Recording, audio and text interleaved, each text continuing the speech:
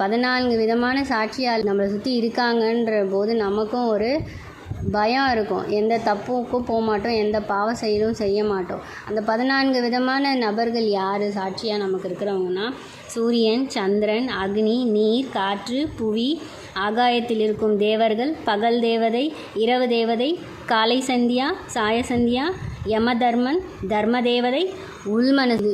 இந்த 14 பேர் மட்டும் இல்லாமல் நமக்குள்ளே இருக்கும் பகவானே நமக்கு சாட்சியாக தான் இருக்கிறார். அதே மாதிரி இன்னொரு விஷயம் என்னென்னா, நம்ம ஒருத்தருக்கு நல்லதே பண்ணியிருப்போம், ஆனால் அது நமக்கு என்னடா அவங்க நம்மளை பற்றி இப்படி நினைக்கிறாங்க, இப்படி செஞ்சிட்டாங்களே, நமக்கு இதுக்கு யார் இதுக்கு பொறுப்பு அப்படின்னு நம்ம யோசிப்போம்.